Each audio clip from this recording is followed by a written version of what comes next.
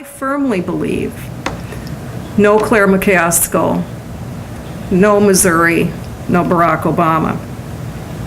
So if that's the case, at the risk of having rotten killer tomatoes thrown at me, I believe the most important person in your congressional delegation, the most important person for you to have an engagement with in employer-employee conversation is not Senator Kit Bond, but Senator Claire McCaskill.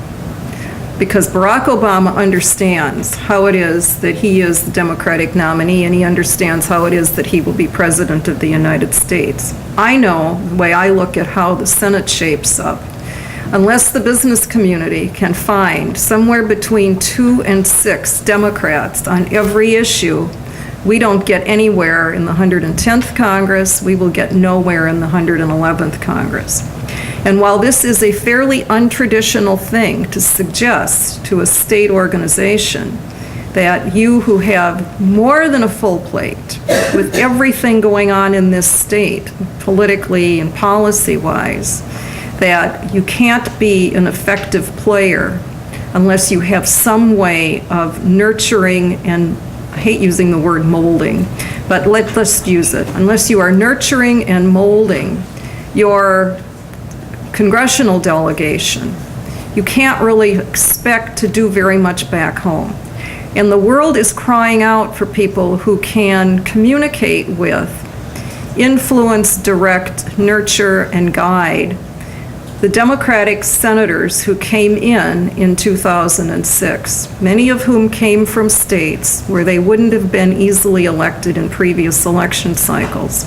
And despite what they might have been once upon a time, or what they think they are, that isn't what they have, that isn't what they are going to be able to be if they want to survive long term and they want to do the things that are necessary to do to move a driving transitional economy. So I get back to looking at the class of 2006 that came in. I felt before the presidential campaign that Claire McCaskill was a linchpin to all of this. The requirement is to make her more like a Ben Nelson from Nebraska, if that name means anything to you, than a Bill Nelson from Florida, who never quite lived up to his potential, which he had in spades and never quite lived up to it. So take advantage of how can I ignore the boy next door when you have the girl next door who has made him who he is. Now, looking at sort of the numbers and the predictability here, I love doing numbers because I'm not a numbers person, so they have to be really basic. California is 55 electoral college votes. Republicans are going to lose California. Write it down. No matter what, they will lose California. So the only way the Republicans balance off California is to find 55 electoral college votes somewhere else. The math works out that to balance off California's 55 electoral college votes, the Republicans have to win the following 4 states. And you're going to say that isn't right, which is why I hand out the map. Go prove it. Missouri, Colorado, North Carolina, and Ohio. Well, in this election cycle, I won't give you 5 cents that all 4 of those states end up in the Republican column, and if they do, it's going to be by the hair of the chinny chin chin of somebody. It'll make Florida look like a landslide. Missouri, Colorado, North Carolina, and Ohio are required to balance off California. Now, you are probably not the first of those 4 dominoes to topple over. I think Colorado is way more winnable for Obama than Ohio. I can get both political parties to the White House without Ohio, but I can't get the Republicans there without Missouri because my numbers just don't add back up right. If Missouri goes Democrat, I believe Obama has probably taken at least 300 electoral college votes, even if the popular vote is close. If he becomes president without Missouri, he couldn't have gotten where he got to get where he was without Missouri. So you are still in the same position where no Missouri, no Obama, no McCaskill, no Obama. And so you're right back to making sure that you don't ignore and overlook her. and kind of find ways to reintroduce. Now, if McCain becomes president, your guys here who are Republicans, we're so all over the map that I don't really know who's got any stroke with that White House. He, quote, won Missouri with 33% of the vote. I carried around with me, and I would wave it around for a while because it was just so dumbfounding to see how little McCain carried these states that he won with before he spooked everybody out.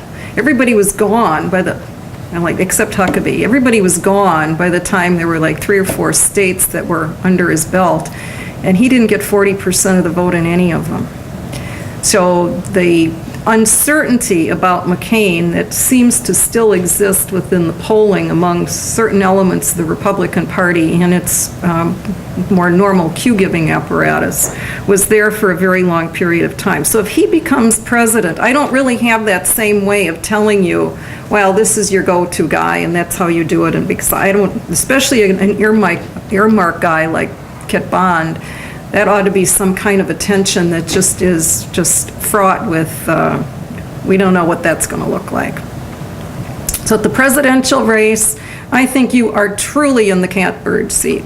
No matter who is the next president of the United States, if Barack Obama goes back to the Senate as the government in exile, then he's got to team up with Claire McCaskill to kind of do things that he would want to have done as president, and will have a way of being able to accomplish that, because no matter what happens at the White House level, the Senate's going to have more Democrats. Okay, Senate.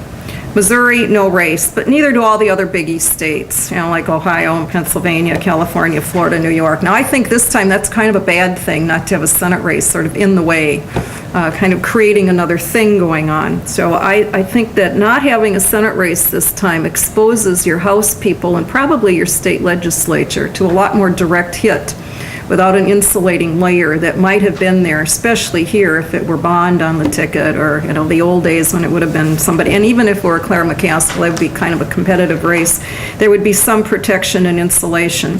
There are 35 Senate races, it just makes no sense, but there are 2 in Mississippi, 2 in Wyoming. 23 of these races are held by Republicans. The Republican generation gap has finally begun to catch up with the party's ability to sustain its majority. Some of the older guys are leaving. 5 Republicans of the 23 up are not running again. Every Democrat is running again, and I predict every Democrat running again is coming back. The Republicans have huge vulnerabilities. I've handed out the landscape. I won't describe these unless you want me to, but I believe the following 4 are the most likely states held by incumbents for the Republicans to lose. Alaska with Ted Stevens, Minnesota with Norm Coleman, John Sununu in New Hampshire, and Roger Wicker, the appointee in Mississippi. Added to which, the Republicans know they're going to lose Virginia, and I'm pretty sure they're going to lose Colorado and New Mexico.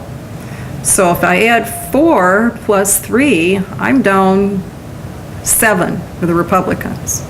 Somewhere between 5 and 7 is the realistic mark of they probably can't really do much better than that, but they could do worse. I've lined it up by saying there is an infinity and then there's a beyond infinity. Infinity is somewhere along the line of they lose 2 more, and if they lose 2 more, they'll probably lose 3 more, and if they lose 3 more, they could probably lose up to 12. I'm not saying Republicans lose 12 seats, but what I am saying is it's far more plausible now than it was even 6 months ago for the Republicans to end up with 40 seats, 41 seats, 42 seats, 39 seats. In a way, that number is all the same. It means a very difficult Republican caucus to deliver. So this is where, again, you get back to the importance of the Democrats who are there and the importance of not deliberately throwing away any potential Democratic ally, even if it's only on one issue, even if it's only on one particle of one issue. Even if it's only one particle of one issue, 1 out of every 2 years, we cannot be throwing away these opportunities to bring somebody over who is not logically currently with us.